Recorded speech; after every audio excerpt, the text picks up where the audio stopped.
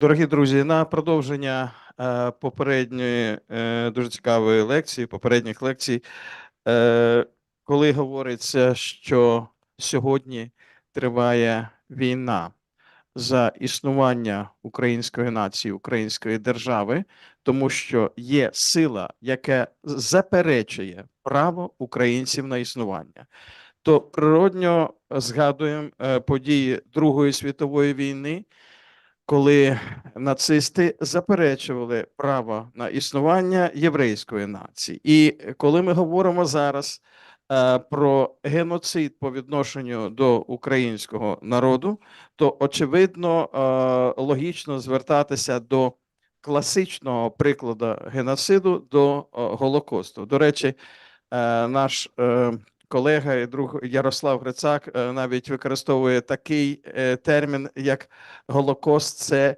ідеальний геноцид, але не в тому розумінні, що він був дуже добрий, зрозуміло, що це страшна річ, а в тому, що це було явище, в якому найбільш яскраво виявлялися всі основні риси геноциду, і з ним можна було порівнювати щось інше. І ми ж пам'ятаємо, що взагалі концепцію геноциду розробив Рафаель Лемкін, це польський правник єврейського походження, який вивчав явища геноциду по польську людобуйства, колись це називали варварство, на прикладі геноциду вірменського народу. В 50-х роках Рафаель Лемкін активно вивчав геноцид на прикладі голодомору українського народу як геноциду, але в дуже широкому розумінні.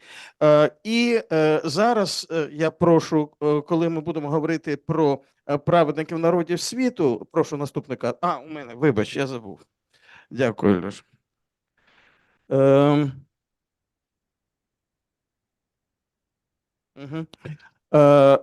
Є науковий підхід в історії, коли можна виділити категорії людей, пов'язані з Голокостом. Ну, очевидно, що це ідейні натхненники і організатори геноциду. І, звичайно, ми зараз можемо екстраполювати це на те, що відбувається зараз з українцями, хто є ідейним організатором і натхненником геноциду по відношенню до українців. Це ідеологія рашизму, це Путін як один із ідеологів рашизму, тому що ми знаємо ідеологів Дугіна, Ільїна та інших. Далі є вбивці, конкретні вбивці та їхні посібники. В основному це військові, але не тільки військові зараз. І ми знаємо, хто був вбивцями під час Голокосту. Це жертви, ясно про що йдеться. Ну, досить популярний зараз такий термін bystanders. Тобто у вивченні Голокосту це сприймається як сторонні спостерігачі. І відносно новий термін по відношенню до Голокосту – це бенефіціари Голокосту. Тобто це ті люди, які отримували якусь користь від знищення євреїв. Або матеріальну користь, або моральну, або кар'єрну, або ще якусь. І нарешті праведники народів світу та інші рятівники євреїв під час Голокосту. І інколи задають такі дуже прості питання, а кого ж було більше під час Голокосту? Праведників, чи байстендерс, чи вбивць? Ми маємо розуміти, що у критичні часи один із міфів є міф про масовий героїзм. Це чисто совєтський міф. Героїзм не може бути масовим. Це можливість виявити кращі людські якості кількох процентів людей. І ну, не може бути такого навіть за часів Другої світової, щоб більшість людей були героями Совєтського Союзу. І очевидно, що просто порівнювати не науково і навіть не морально, тому що абсолютна більшість займається під час війни тим, про що говорять і зараз, про що пише, наприклад, Оксана Стяжкіна. Вона порівнює те, що було під час Другої світової війни і зараз. Це стратегії виживання. І тут інша річ. Під час стратегії виживання людина, вона докладає зусиль просто для того, щоб прогодувати свою родину і себе, чи в ході цього годування вона вже є фактично колаборантом, працюючи на воєнну міць агресора, окупанта, на ідеологічну його міць і таке інше. І оці паралелі, безумовно, вони не можуть бути прямими. Неправильно робити знаки рівності між геноцидом по відношенню до українського народу і Голокостом. Взагалі, будь-яке порівняння шкультигає з одного боку. З іншого, у нас є спроба компаративного аналізу тих подій, які відбувалися, з тим, що відбувається зараз, і через призму сьогодення розглянути ті події, які були. Ми не зможемо цього позбавитись. Що стосується жертв, ми можемо знайти аналогії в жертв євреїв, розстріляних в траншеях, і того, що знайшли, наприклад, в Бучі. Але знову-таки не завжди розстріли українців відбуваються ось так масово, як це було під час Другої світової війни. Щодо колаборантів, ну подивіться, оце я взяв повідомлення 22-го року, повідомлення СБУ, де хто із прибічників руського міра допомагає окупантам, як їх виявляють, як їх карають. І, звичайно, ще раз кажу, що абсолютна більшість населення під час окупації, вона просто намагається вижити. Певна частина є колаборантами, і певна частина є героями опору. Рятувати людей від знищення – це опір і це ризик. Ризик для власного життя, а інколи для життя своїх рідних.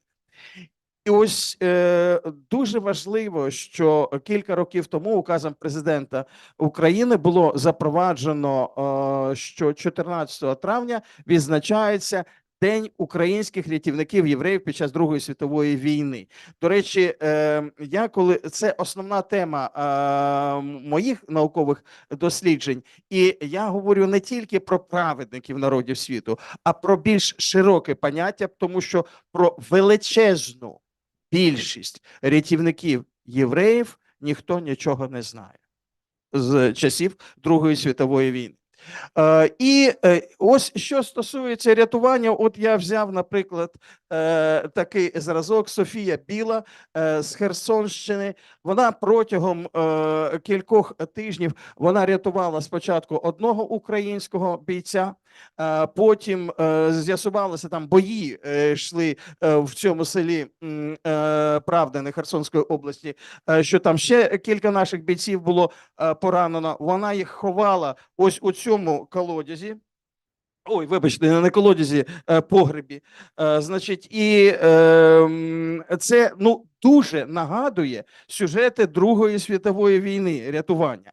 І все ж вона, як їх рятували, вони вирішили виїжджати з того села і подивилися, що на їхню автівку, я не пам'ятаю, якоїсь совєтської марки, значить, можна поставити диван, ви знаєте цю совєтську картину, диван, значить, на автівці, і в той диван заховати найбільш небезпечного з точки зору того, як укрити його українського бійця. Він був такий досить гладкий, і він сказав: я витримаю все, будь ласка, пхайте мене у диван. Значить, і він був там, а інших двох бойців видавали одного за родича, іншого за сина. І він мав вивчити легенду, значить, вивчити біографію цієї родини, щоб могти відповідати на якісь питання. І це знову-таки якісь паралелі з тим, що було під час Другої світової війни. Я, наприклад, згадую оці історії, як навіть митрополит Андрей Шептицький давав якусь легенду. Я спілкувався з Лілі Польман-Штерн, яка врятувалася разом з мамою, і яку легенду він придумав для неї, щоб вона змогла врятуватися. Це окрема тема. І, звичайно, що ось ці паралелі, вони показують актуальність вивчення того, що було. А ось ось на цій відомій ілюстрації навколо Бабиного Яру можна знайти представників різних категорій людей. Це і байстендерс, абсолютна більшість, і колаборанти, і спостерігачі, і бенефіціари. Тут тільки не видно жертв і не видно безпосередніх вбивць.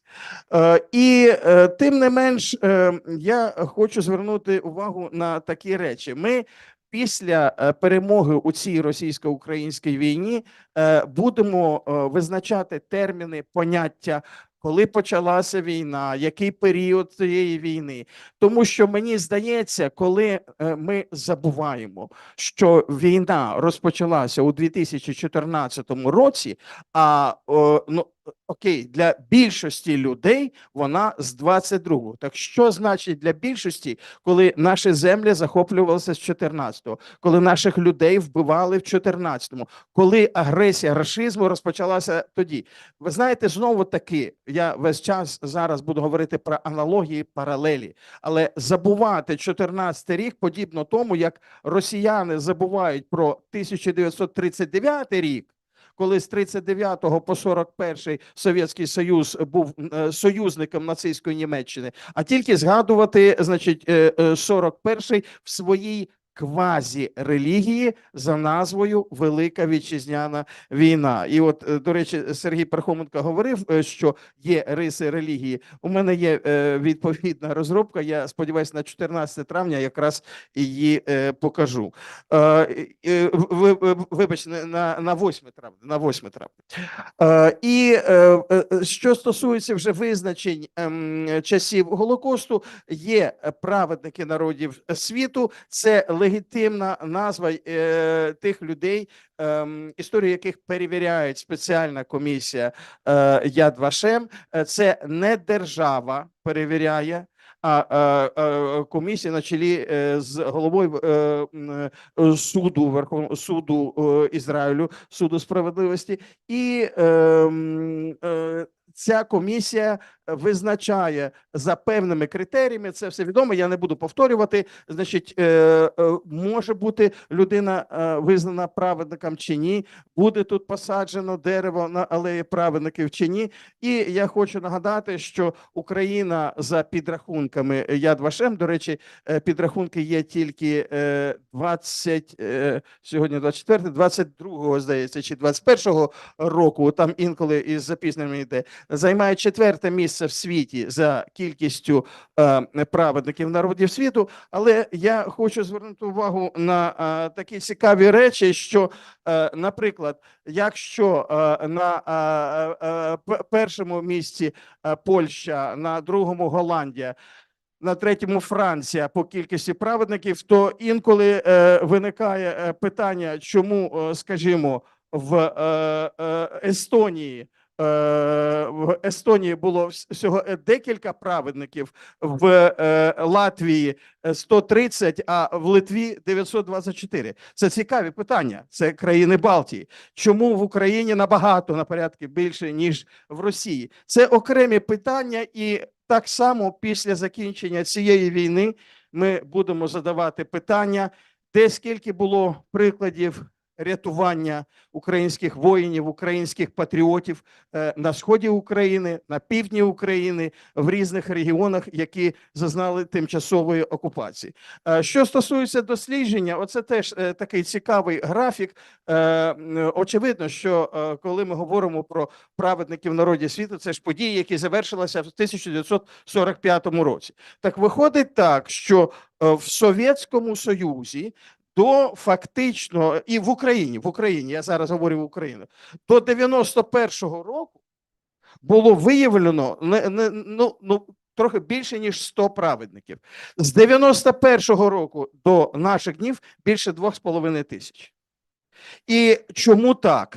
Це теж цікаве питання. Воно пов'язане з тим, що фактично те, що відбувалося з вивченням Голокосту після Другої світової війни за совєтської системи, це те, що називають, і, до речі, Єгор в Раді, ось він інсталював це і в музеї таку назву, це було не пам'ять про Голокост, а в незалежній Україні це було можливо. Ну і друге, це пов'язано з масовою алією, тобто виїздом євреїв в Ізраїль, де брали у них свідчення, і вони розповідали про тих українців, які їх рятували. Різні були умови. От я кажу, що як зараз, безумовно, різні умови існують на півдні України, на сході України, були на півночі.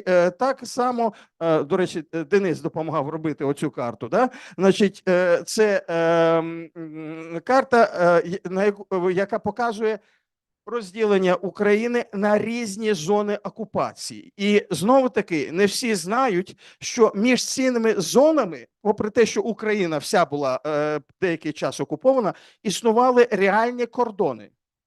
Тобто українець не міг спокійно пройти від рейскомісаріату Україна, до якого належав тоді і Дніпропетровськ, наприклад, до Трансністрії. Без документу його могли схопити, його могли покарати і таке інше. І ще один момент цікавий, пов'язаний з географією. Я вперше став досліджувати, як по областях розвивається ситуація, і був міф, що схід України – це так званий комуністичний пояс, де традиції інтернаціоналізму, більшовицької, значить, співдружності націй. І, очевидно, там більше мали рятувати. Да? Інший стереотип, ну, мабуть, там, де євреїв було більше, там більше досвід співжиття, там більше рятували. Ну, які міста в Україні вважалися найбільш єврейськими, скажіть, будь ласка? Одеса, Київ. І виявляється, що тим не менш, ну це дані ще за 20 рік, але тенденція абсолютно та сама. Виявляється, що якщо взяти Південну Україну, Одеська область, Миколаївська, Запорізька, Херсонська, Крим, тут 320 праведників народів світу. Одна тільки Вінницька область 520. Це більше, ніж всі області Сходу і Півдня разом узяті. Чому? В своєму дослідженні я намагаюся з'ясувати це, і є у мене своя версія цього. А ким були ці праведники? Хто справжні герої? Цікаво, що першою праведницею, яка записала себе як українська праведниця народів світу, була Олена Вітер, членкиня Організації українських націоналістів. Вона була монахинею, це ігуменя Йосифа, і в греко-католицькому монастирі вона рятувала дітей. І коли визначили її подвиг, довели по документах і по свідченнях тих, хто вижив, що вона дійсно це рятувала, і їй присвоюється це звання, вона каже: не записуйте мене як совєтську громадянку. Запишіть як громадянку України, яка тоді ще не була незалежною державою. Ну, щодо присвоєння звання праведника, ви знаєте, є колізії, скажімо, Клементій Шептицький, який виконував вказівки свого брата, митрополита Андрея Шептицького, він праведник, а митрополит Андрей Шептицький – ні. Дуже цікаві оці персональні історії родини Глаголєв, це православні священники. Батько цього Глаголєва був свідком на справі Бейліса, доводячи, що не може бути вживання там кров'янки чи якихось таких речей, і це кровавий наклеп на євреїв, вбивство там підлітка того Ющинського, а його син рятував євреїв від розстрілу у Бабиному Ярі. І ось такі історії або інші історії, вони дуже цікаві. До речі, оце цікава історія, яка пов'язана із нашою місцевістю, це Федір Вовк або Іван Вовчук, провідник Нікопольської краєвої ради Організації українських націоналістів. Він був потім другою людиною після Ярослава Стецька в структурі ОУН. І він же офіційно визнаний праведником народів світу, коли він був директором школи в Нікополі. то він рятував єврейку-вчительку, значить, її родичів, і оце він з учнями тої Нікопольської школи, де, власне, і відбувалися ці речі. Звичайно, дуже багато є стереотипів, які заважають нам об'єктивному сприйняттю минулого. І дуже багато цікавих паралелей, про які я говорю, і деякі речі, вони абсолютно неспростовні, якщо знаходиш документи. Справа в тім, що в абсолютної більшості джерел про рятування євреїв письмових не існує. Чому? Тому що коли я вам показував оцю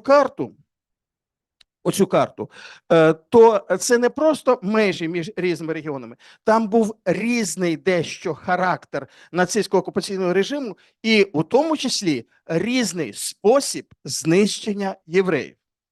Тобто, якщо взяти Рейхскомісаріат Україна, в основному тут євреїв розстрілювали, це були масові розстріли. Це те, що ми казали Бабини Яри, або Падре Патрік Дюбуа називає Holocaust by bullets, тобто Голокост від куль. Якщо взяти Трансністрію, то тут знищення відбувалося в страшних гетто, значить, і в страшних неймовірних умовах, в свинарниках, в хлівах, значить, люди гинули від тифу, від хвороб, від морозу, а інколи просто саджали в потяги, і вони їздили з цими в'язнями, поки ці євреї не загинуть в цих потягах. Якщо взяти Галичину, то звідси євреїв транспортували в табори смерті. Всі табори смерті знаходились на теренах окупованої Польщі, 6 таборів смерті, і або в Белжец, або в Аушвіц-Біркенау, і там знищували. І ось як по-різному було організовано знищення євреїв в різних регіонах, і різні були умови для рятування. І різні свідчення про це. Тобто свідчення про знищення і рятування в Рейхскомісаріаті Україна, які могли? Це усні спогади. Чи якщо ЧГК, Чрезвичайна государственна комісія, значить, записала якісь відомості, але ж не було в інтересах ЧГК особливо підкреслювати долю євреїв, тому що був єдиний совєтський народ, значить, у якого начебто там єдина доля і таке інше. Натомість, що стосується західних регіонів, унікальна річ. Там українців, поляків, це основні категорії взагалі населення в Галичині, це українці, поляки, євреї, ось такі спільноти. Українців, поляків, які рятували євреїв, їх не знищували відразу, їх судили. Відбувався судовий процес. І мені пощастило знайти десятки справ щодо українців і поляків, які рятували євреїв. І це одне джерело. І друге джерело письмове – це такі речі, це, скажімо, навіть дитячі твори. І от коли сьогодні Денис Шаталов, там інші говорили, ось збір спогадів, що з ними буде, ми не знаємо, що з ними буде, але через десятиліття вони будуть використовуватися істориками, безумовно. І цікавий такий момент, до речі, коли ви працюєте зі студентами, з учнями, практично в кожному обласному архіві є, якщо ви вивчаєте період Другої світової війни, є ось такі збірки, називаються, тут написано російською мовою «Письменні роботи по українській літературі» або «Письмові роботи по руській літературі». Діти звільнених від нацистів територій, вони писали твори «Як я провів время в окупації». Це майже як я провів літо. Да? І, до речі, в цих творах зустріти оці фрагменти про рятування євреїв, це 1 на 1000 можна знайти. Але вони є, вони безцінні, а мене навіть як історика і як людину дуже хвилює такий момент, що ви бачите дуже багато червоних позначок. Що це таке, як ви думаєте? виправляються помилки, і людина пише: вбили мого батька, вбили моїх рідних, було ось так страшно, було так погано, добре, що совєтська армія звільнила.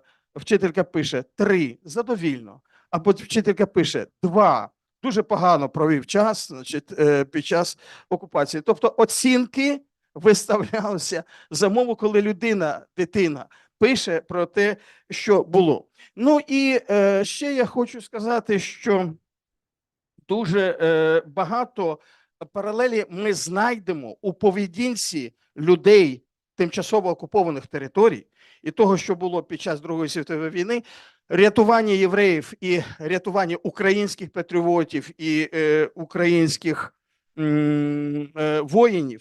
І ми знайдемо абсолютно різні факти, які будуть нас вражати. Я буквально декілька фактів з історії рятування наведу, а ми самі зможемо побудувати паралелі. Один факт, який знайшов у Львівському архіві, це те, що був такий поляк Ян Петришин, який пристав відразу до нацистської окупаційної влади, який вирішив допомагати цій владі. І коли була акція в гетто, ви розумієте, що таке акція в гетто? Це ліквідація гетто, ліквідація його мешканців, значить, вивезення до табору смерті, а тих, хто чинить опір або залишається, їх знищують. Він йшов поруч з німецькими солдатами, і вони натрапили на єврейську молоду жінку, яка кричала від жаху, яка збожеволіла від того жаху, якого вона бачила. І цей Петришин взяв і її вбив. Німецькі солдати послали відповідні повідомлення про те, що він зробив. І цього Павлишина, значить, притягують до суду за те, що він вбив єврейку без дозволу. І в документах написано, що і адвокат же допомагає тому Павлишину. Змагальний процес. До речі, це дивно дуже, але якщо порівняти совєтські суди і нацистські суди, я це залишу без коментарів. Так в тому змагальному процесі, значить, кажуть, адвокат, він хотів всіма засобами завадити тому, щоб вона змогла ухилитись від єврейських акцій, які тоді проводили, щоб підтримати заходи влади. Суд розглядає цю проблему і пише: безпека та порядок в цій місцевості вимагають, щоб до державних заходів, як акції стосовно євреїв, не допускали самовільне втручання будь-яких приватних осіб. І Ян Петришин засуджений до 7 років каторги за вбивство єврейки. Тут цікавий такий момент. Дивіться, тут же написано про державні заходи. Державні заходи масового знищення. Але захотів бути гвинтиком у тої системи поляк або українець. А хто ти такий? Ти ніхто у порівнянні з арійцем. І ти будеш знищений, і в заключному формулюванні написано: злочинець та вбивця з бажання вбити злочинно то по-звірячому вбив людину. Це про вбивство полякам, єврейків в той час, коли нацисти знищили десятки тисяч людей. Ще буде дуже багато питань, і це на чому я буду завершувати, для того, щоб залишилися можливості для дискусії. Це мотивація людей.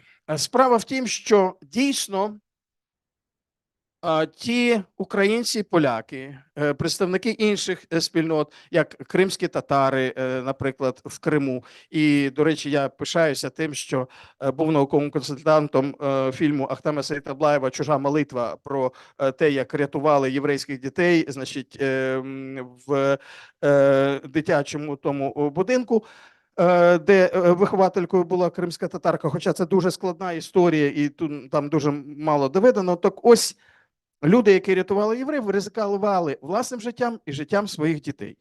Питання: що може спонукати людину чинити щось, що поставить під загрозу смерті не просто його, всіх його дітей і його рідних?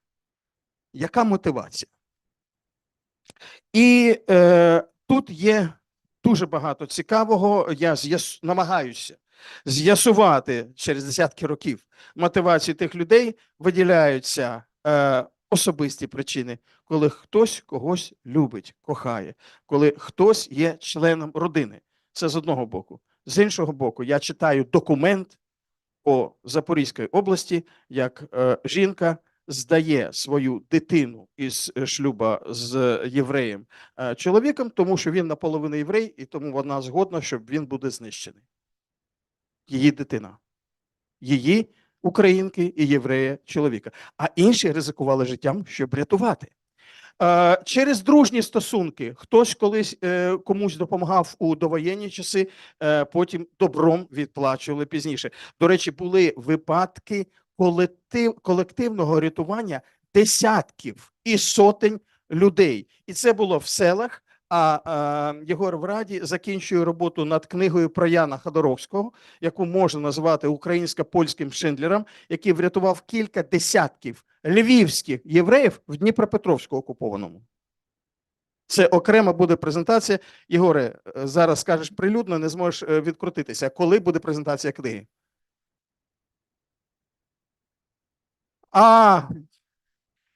Ну, якась дивна логіка. Він спочатку пише, а потім презентує. Ну, окей.